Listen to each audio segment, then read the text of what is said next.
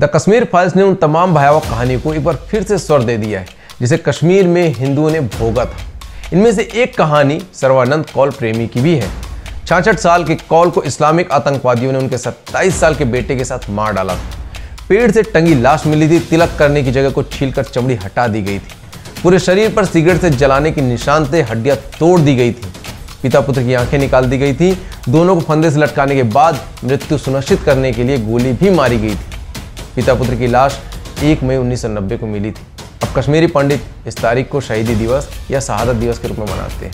अगर आपने the Kashmir files देख लिया है तो आपने इंटरवल के पहले पेड़ पर लटकी हुई पिता पुत्र की लाशें देखी होंगी, लेकिन उनकी पूरी सच्चाई, पूरी कहानी मैं आपको बताऊंगा। तो वीडियो को पूरा देखें और इसे जितना ज़्यादा हो सके शेयर करें ताकि देश में फैले हुए झूठे सेक्युलरिज्म का पर्दाफाश हो सके। नमस्कार।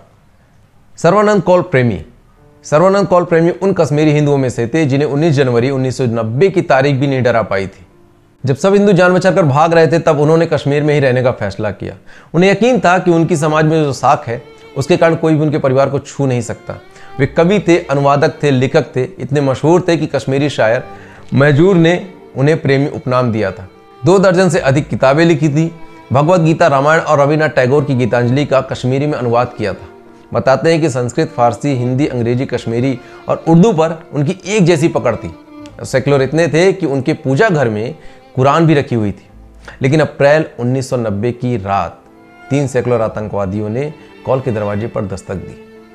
परिवार को एक जगह बिठाया और कहा कि सारे गहने जेवर एक खाली सूटकेस में रख दें, और कौल साहब से कहा कि वे सूटकेस लेकर उनके साथ चले।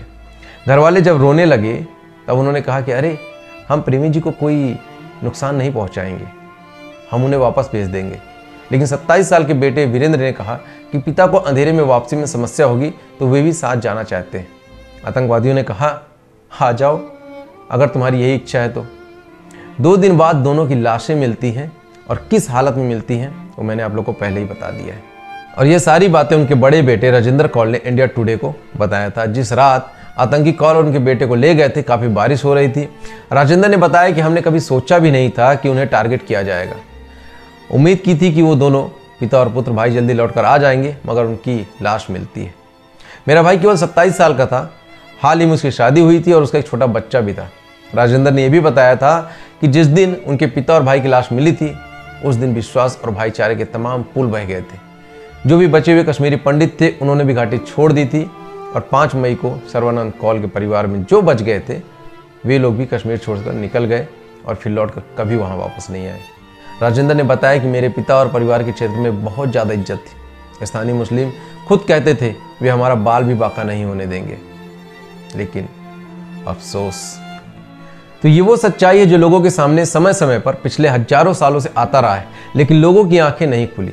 न जाने कितने बार नकली सेक्युलरिज्म की असलियत कभी मोपला नरसंहार के रूप में, तो कभी कश्मीरी पंडितों के नरसंहार के रूप में, तो कभी गोधरा कांड के रूप में, तो कभी दिल्ली दंगों के रूप में देखने को मिली है। लेकिन फिर भी लोगों की आंखों में सेक्युलरिज्म की पट्टी इस कदर पड़ गई है कि कोई भी इस पर बात नहीं करना चाहता।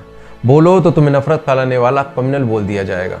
लोकतंत्र की दुहाई देने वाले कभी शाहीन बाग प्रोटेस्ट, तो कभी किसान प्रोटेस्ट, तो कभी हिजाब प्रोटेस्ट के नाम पर संविधान की धज्जियां उड़ाते हैं। लेकिन हिंदू अगर कुछ बोल दे तो नफरत फैलाने वाला हिंदुत्ववादी, यहाँ तक कि आतंकवादी बोल दिया जाता है, और उस पर ताली बजाने वाला बगल में खड़ा हुआ हिंदू ही होता है, क्योंकि उसको बोले वाले नेता की चाटुकारिता जो करनी होती है। खैर, द कश्मीर फाइल्स आने के बाद एक बात तो साफ है, कभी बहुत सारी सच्चाई सामने निकल कर आएगी। तो अब आप तैयार हो जाइए सच सुनने के लिए। और चैनल को अगर अभी तक आप लोगों ने सब्सक्राइब नहीं किया है तो प्लीज़ चैनल को सब्सक्राइब कर लीजिएगा, और वीडियो में कमेंट ज़रूर कीजिएगा, क्योंकि आपके कमेंट से पता चलता है कि जग जागरण कितना हो रहा है। और वीडियो को शेयर जरूर कीजिएगा। और आप लोग मुझे इंस्टाग्राम पर डीएम करके अपनी बात कर सकते हैं, ट्विटर पर भी मुझे फॉलो कर सकते हैं, और फेसबुक पर भी मुझे फॉलो कर सकते हैं। लिंक आपको डिस्क्रिप्शन नीचे मिल जाएगा। मिलता हूँ जल्द नए वीडियो में, तब तक के लिए जय हिंद, वंदे मातरम।